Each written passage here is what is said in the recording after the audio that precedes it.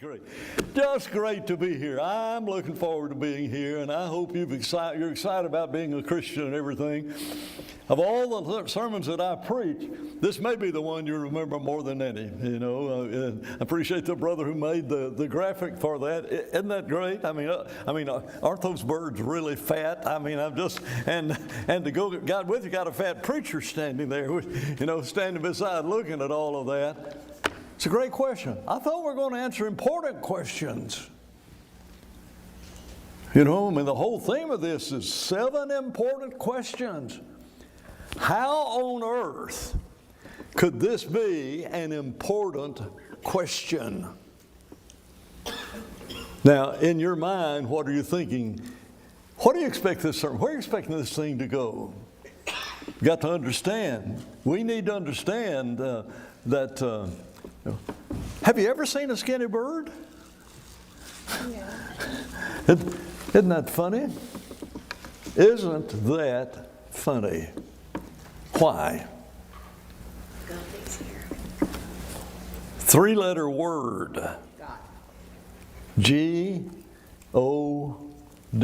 Now, if you're dyslexic, that is D-O-G. Okay, I just want you to understand that you've got to understand. You know why there are no skinny birds? You and I do. And this whole lesson has to do with the providence of God. Young people will tell you something.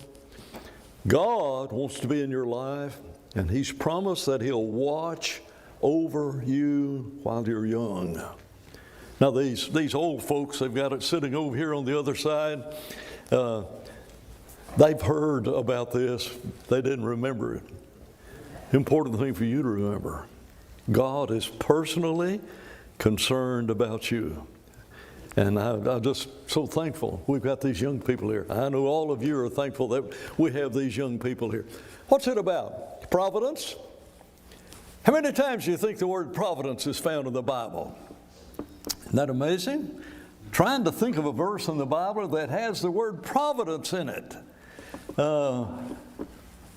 Where is it found?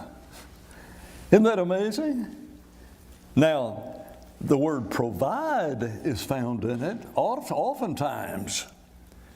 Providence is found one time in the King James Bible, and I don't know of any other translation that even has the word providence in it. Has to do with King Herod in Acts chapter 12. The people lived under the providence of King Herod. I mean, they were kissing up to Herod and said, "Thank you for providing for us." And you and I need to understand that while the word providence is not found in the Bible, the concept is Abraham. Remember Abraham? Isaac is headed up to the mountaintop. You know, they've got the firewood, and they brought fire. Isn't that amazing? You figure that out, how they brought fire, okay? And when you figure it out, you let me know. But they got the firewood, and that's what Isaac says to his dad. Genesis 22 is where it is. He says, here's the firewood, here's the fire. Where is the sacrifice?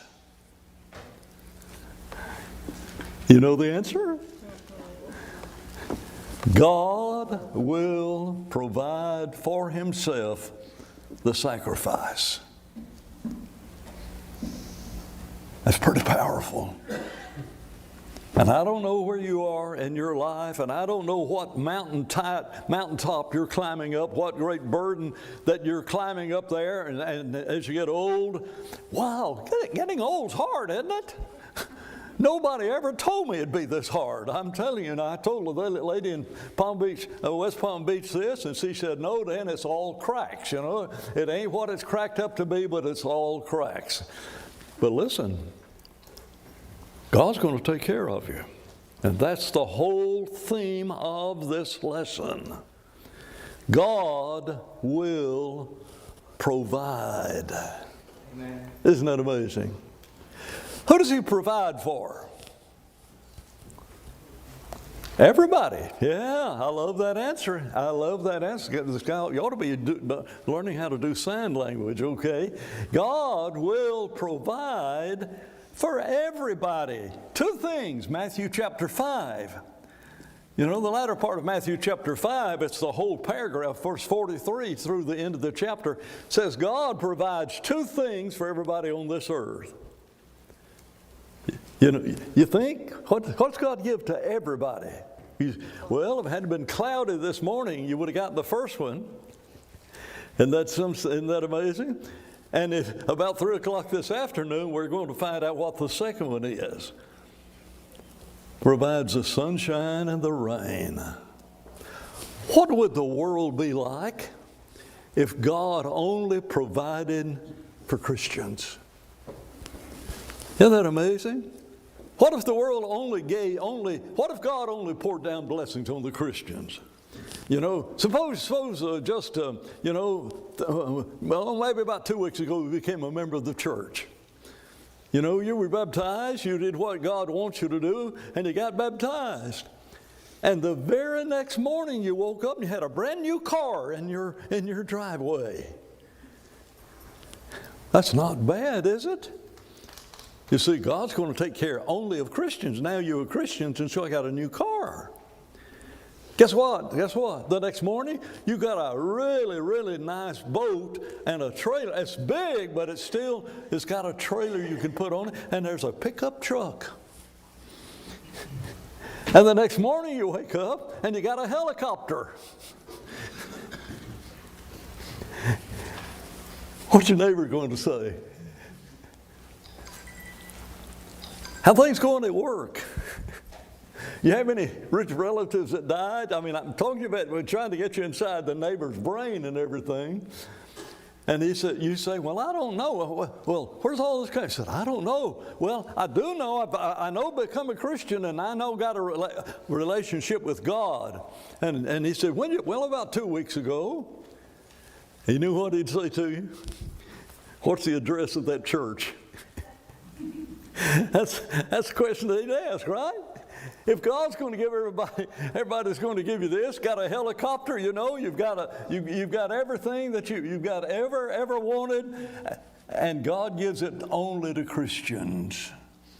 That is not the truth. Isn't that amazing how sometimes God, in providing for the righteous, also provides for the wicked?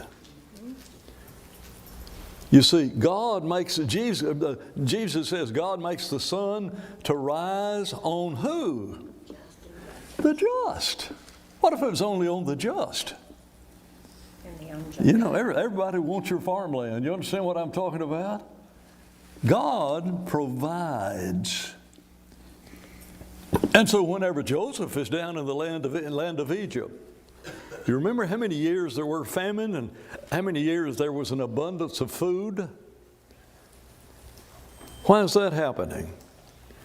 Because 8 years from now, 7 years for the famine, and then the 8th year, and by the 9th year, they had the crops from the 7th year to eat the 8th year. But about 9 years from now, Jacob's sons are going to come down here. And God is making provision for Jacob's son, for Israel's son, for the Israelites. Who benefits? The entire Egyptian nation. And they benefit more than any of the other nation because of the story about Joseph. And Joseph told them there's going to be that famine. And so you remember the Pharaoh believed that and everything. And so they're storing it up. They're economically, at least for food, better off than any nation on this earth. Why is that? Because God is going to feed the Israelites. You know what Joseph said? God sent me before you into this land to save you alive. What's the word providence mean? We know the word. What does it mean? Well, look at the word provide. The word pro means, the first part of the word pro means before. Prototype, you understand what I'm talking about? Before. And the vide, videos. You know what providence is? To see it before it happens. And I'm telling you, if you're a child of God, how blessed you are, because you don't know what shall be on the morrow, but the Lord knows everything. God provides for evil men. And Jesus fed people who were evil in their heart because they were only interested in loaves and the fishes. You remember when he fed the 5,000 and then later the 4,000 men, not counting women and children? He fed 10,000 people, or you double that 9,000 number, was there 18,000 people he provided food for. And what did he say? John chapter 6, he says, you know why you're following me? For the free meals. That's the only interest you have in me. And yet Jesus used that one incident whenever he fed the multitudes. He used that to show that he was the Son of God. Why? Even though those people were evil, God's going to provide food for them. That's pretty interesting. Does God provide for wicked men? You think God provides for His creation? I'm going to read part of a psalm to you, and I'm not going to tell you where it is, because if I do, you'd be getting over there reading ahead of me. You wouldn't hear a word I say. But I want you to understand. I want you to understand what this psalm is all about. This is David talking about David's God, my God, and your God. He sends the springs into the valley. They flow among the hills. They give drink to every beast of the forest. What's He doing? God not only created, all of the animals that there are on this earth, God provided for them. And some of you have been in some of those mountainous areas up there in the Carolinas, maybe on vacation or something, driven through it, sometimes driving down to Florida or something like that. You know what you've seen there? Seen all those hills and those valleys? You know what's in the middle of those valleys? There's the streams. God was concerned about those animals. And so it says, He sends springs into the valleys. They give drink to every beast. The wild donkeys quench their thirst them. Beside them, the birds of the heavens have their homes. They sing among the branches. He waters the hills from the upper chambers, those of heaven, obviously. The earth is satisfied with the works of your hand. He causes the grass to grow. Why? He causes the grass to grow for the cattle and vegetation for the service of mankind, that they may bring forth food from the earth. He's made their hearts glad, makes their face shine, and the bread strengthens their heart. I love this one. The trees of the Lord are full of sap. You see the word full? A few years ago, you went down and cut down a tree. You got in the house, and I don't know if it's a pine tree and you got pine tar on your hands, Rod. You know what I'm talking about? Why? You can't pick up a log, something you've just cut down, The trees of the Lord are full of sap. The valleys are full of streams. And the grass is there for the animals, and the birds love being around that water. Why? They got to have water to drink. And those trees, why? Well, he says, the cedars of Lebanon. The cedars of Lebanon which you have planted, where the birds make their nest. Let me tell you about the providence of God. Ever look at a bird nest? Where do all those little sticks come from? Who broke them off? Ever look at that bird's nest? All of that little, materials that they've taken, some other kinds of softer vegetation, and it's lined the very inside of that. Why? Because God knew there'd be eggs laid in that nest. And birds are special, are they not? And I know there's no such word, but it describes what I want to say. I'm not a birdologist. But certain birds will only make certain kinds of nest. And birds will only put their nest at a certain height up in the tree. And if you know a lot about birds, you look at the nest and you'd find also God provided every little feather that is inside that nest, because God planted the trees for the birds.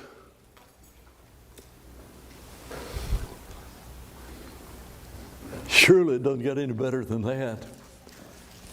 We've just started. David says he appoints the moon for the seasons. The sun knows it's going down. You make darkness and it's nighttime. And in the night, in that darkness, the beasts of the field creep forth. And think of David as I read this last verse. There's a shepherd boy had been out there with those lambs, with those sheep. And he heard an animal. He heard the roar of an animal. And he saw it different from the way you and I would see it if we were out there in the middle of the night in the darkness of the forest. He says, the beasts of the forest come forth. The young lions roar after their prey and seek their food from God.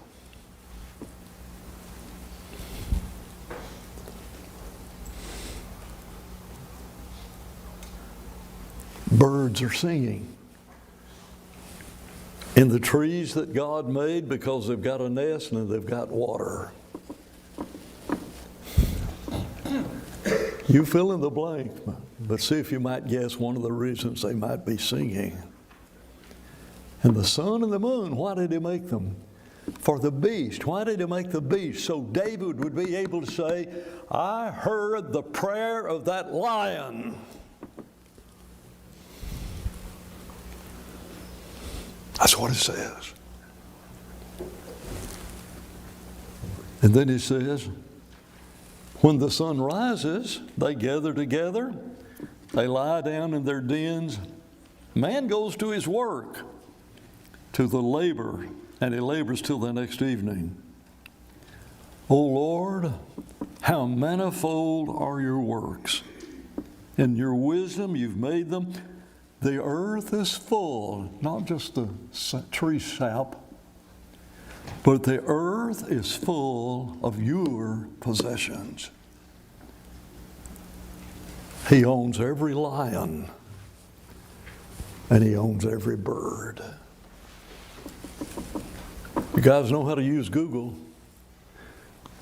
Google sometime and ask how many birds are there. God owns them, every one. Nobody knows. I've done it more than once. I've gotten 2 different answers. Are you ready? Now I think it's 8 billion people on this earth. And 400 billion birds.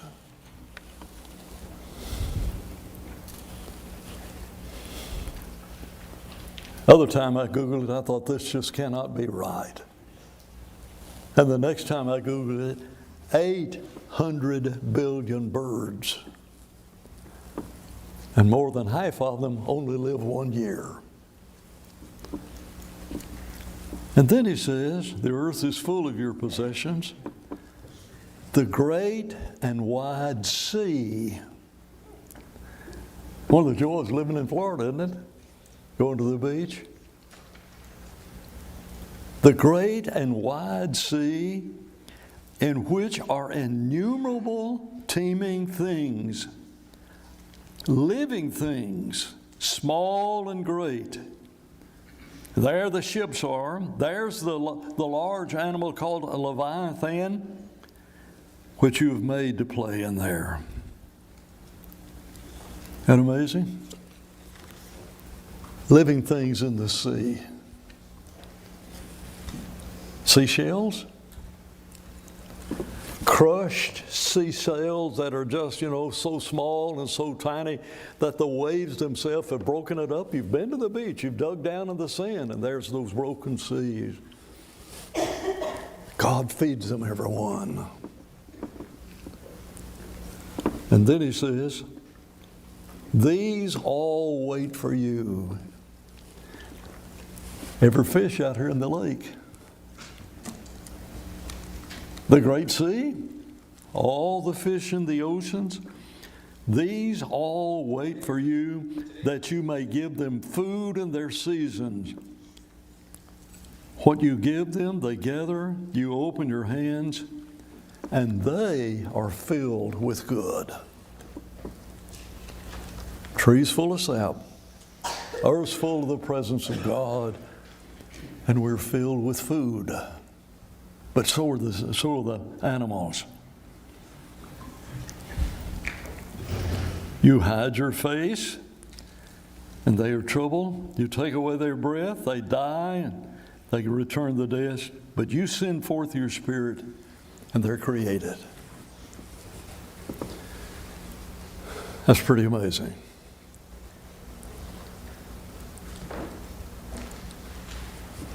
It gets better. There are commands in the Bible that we need to obey. Arise and be baptized and wash away your sins. Husbands, love your wife. Children, obey your parents in the Lord. Direct commands. Here's one we may not have thought about. In the Sermon on the Mount, Matthew chapter 6, you start there about verse 25 and go through the end of that chapter. Direct command from God. Behold the fowls of the air. You know what it says? Look at the birds.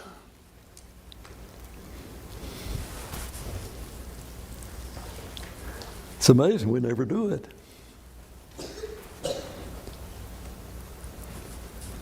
I want you to understand, if you understand that, that's a command from God. The next time you see a bird, you'll watch it better. Isn't that amazing? What about the birds? They sow not, neither do they reap. And yet your Father feeds them. And then Jesus says, and shall he not more feed and clothe a teenager? A senior citizen? Look at the birds. Your Father feedeth them, and are you not worth more than they? I believe it's Matthew chapter 10, verse 25. I notice some of you are making notes, and that means a lot to me. He says, are not 2 sparrows sold for a farthing? You know what our problem is? We don't have a farthing of an idea of what a farthing is, okay? I lived in New Zealand for 10 years. Got out of college, 21, 22 years of age, and went.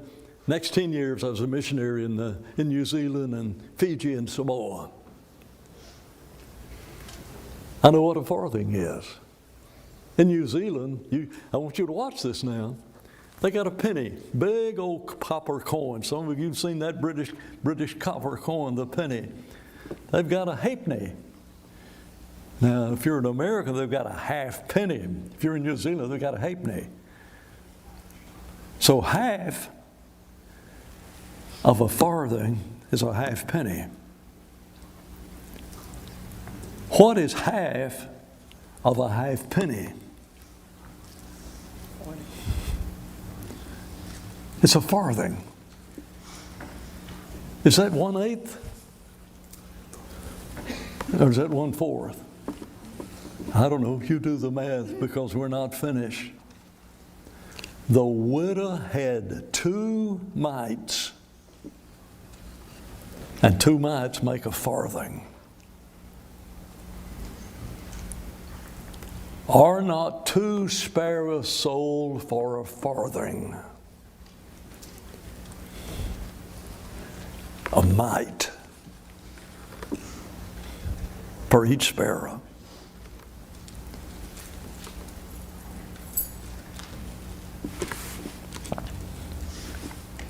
They're worthless.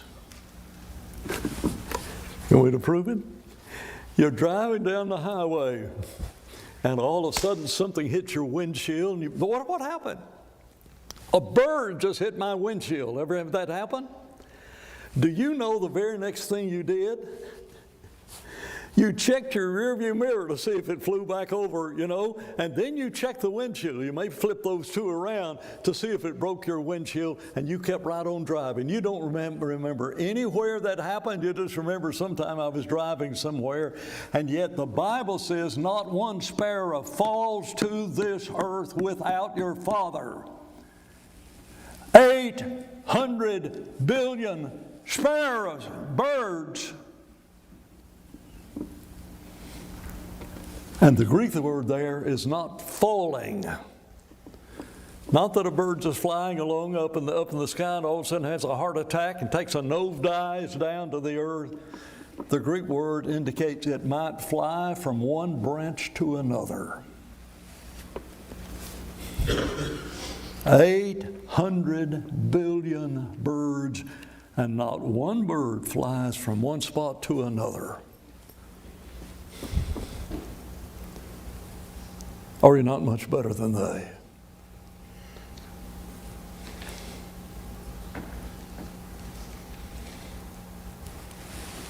You know why you've never seen a skinny bird?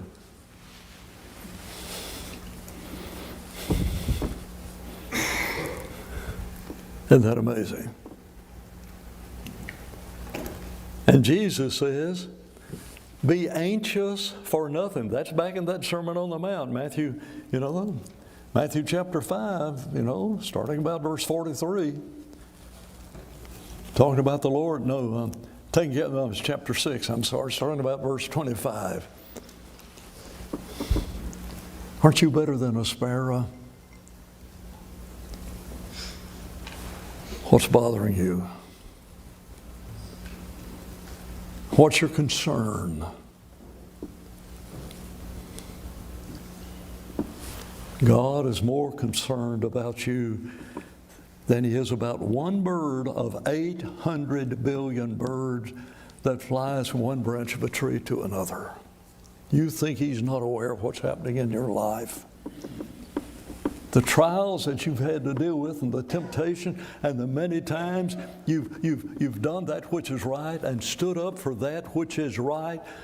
Your problems are different, young people. But every problem you're having at school, all of those interpersonal relationships, and then you've got the stinkingest worst teacher in the whole school, You understand what I'm talking about? All of that. And God bless you, you've got the parents you've got. That's a blessing. But think of those who don't have good parents. Think of those that have abusive parents. Think of those children, that classmates of yours that at school. Isn't that amazing? That's truly amazing. You stop and think about all of that. If God is so concerned about Aunt Sparrow, you think He's not concerned about teenagers that love God enough to come and sit right up here on Sunday morning?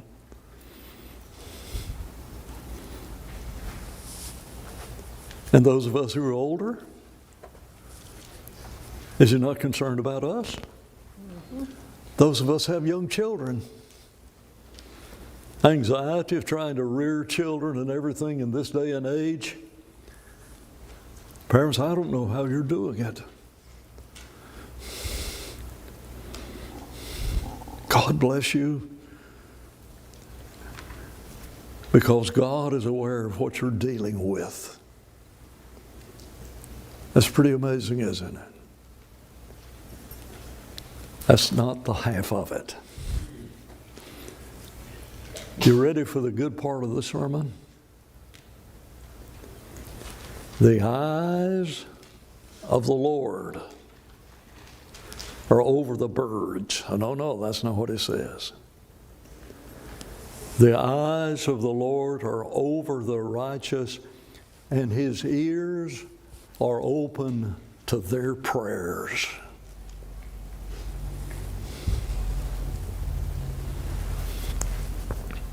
A special providence.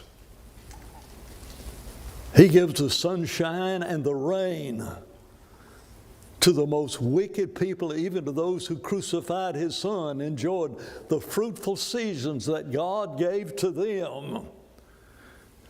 But they were going to kill His Son.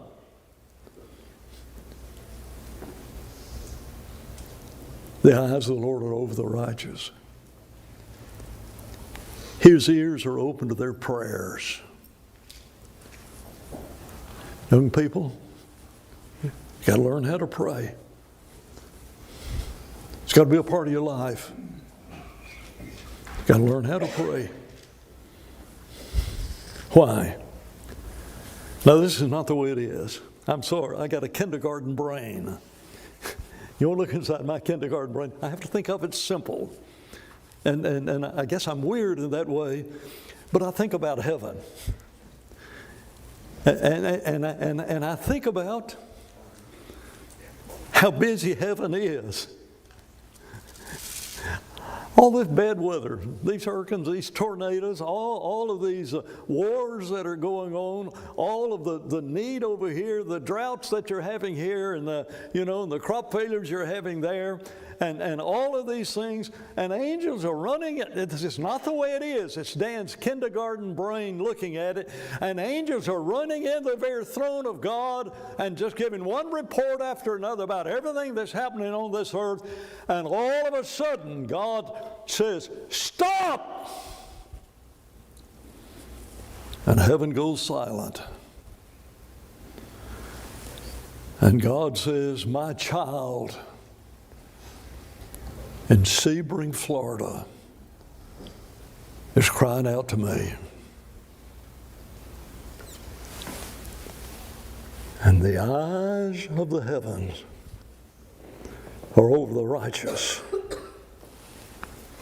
and His ears hear that very prayer.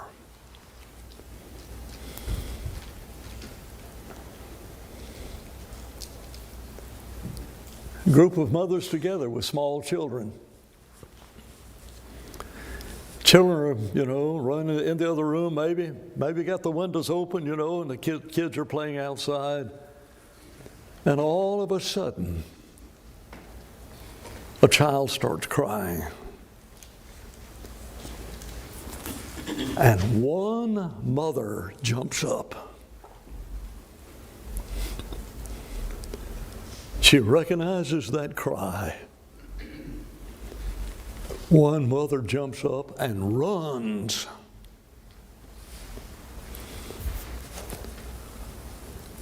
And when you're weeping those tears in the middle of the night, Psalms 56 says, that the Lord gathers your tears and puts them in a bottle in heaven.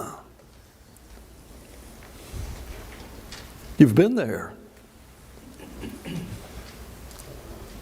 Crying out to God.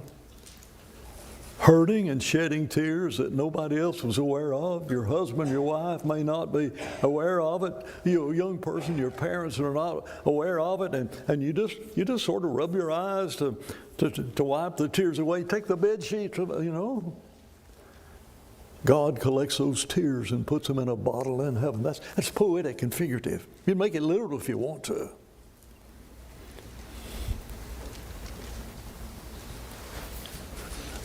That child cries and that mother responds. And that's nothing like what happens when you cry out to God and God responds.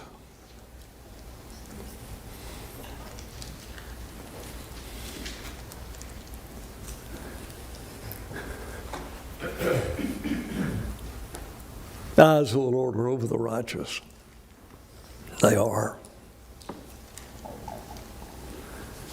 Can I talk to you grandparents? You got grandparents? You're 3 years, 4 years of age. You're in kindergarten. They're having a recital. They're having a graduation. I don't know. You may be 4 or 5 years of age. They're having some sort of promotion out of kindergarten. And you're lined up over here, coming up here, because the teacher's up here ready to acknowledge you as being a good student and or whatever, give you some sort of certificate, some sort of reward for what you've done. And you're a grandparent. What do you see? You see every kid that's over there. But this one you really look at. And you sort of feel sorry for everybody else that's got a granddaughter in that.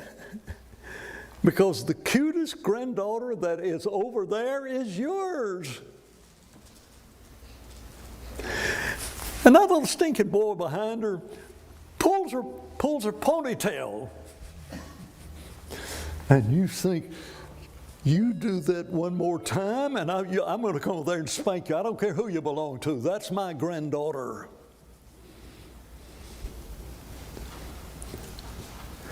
She's got a little bit of dirt. Don't know where it's come from. She looks down, she sees the dirt, she's doing everything. And you think,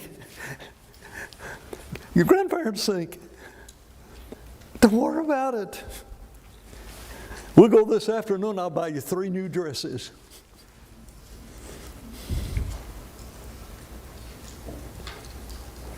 The eyes of a grandfather are on that grandson. Eyes of a grandmother are on that grandson, granddaughters. That's nothing. The eyes of the Lord are over every single one of us.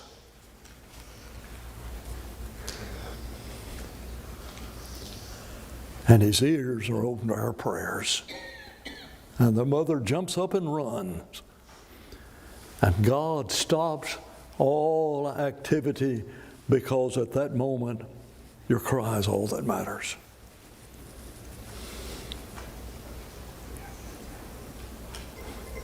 Now then, that doesn't mean if you become a Christian, you'll never have problems. We live in a world that's filled with problems, but the one thing that you have with your problems is God's awareness and the very nature of God, and that settles it. David said, I was young. Now I'm old. But I've never seen the righteous forsaken, nor his seed begging bread. He'll work it all out.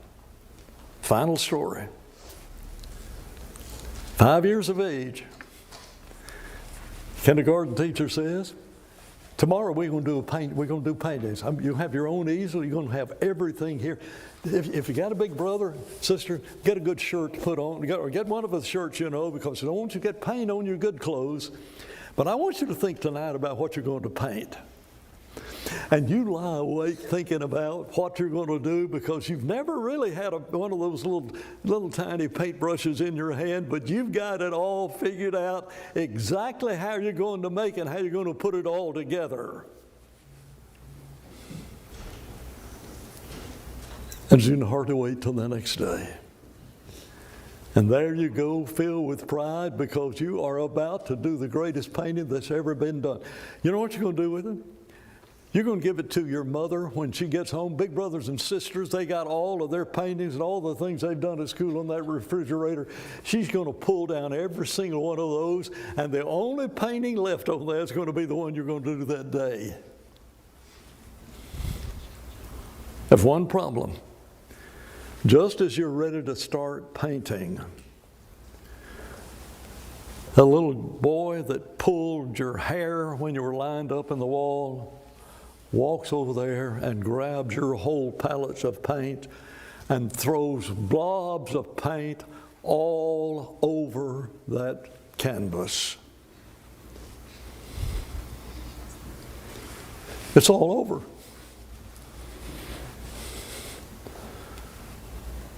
And that's what's happened in your life. You had a plan for your life. This is what I want to do with my life. And now you're older and life is such, it's a mess. You know what that teacher does? Sort of what God does, but nothing nearly as good as God does for us. She says, let me have the brushes. And that big smattering of black and brown that's all over the canvas, she makes beautiful mountains in the background. And that big blob of blue that's there, she makes into a beautiful lake. And she takes all of those colors there and she makes a beautiful cabin. Takes all of those spatterings of little bitty colors and makes beautiful flowers around it every bit.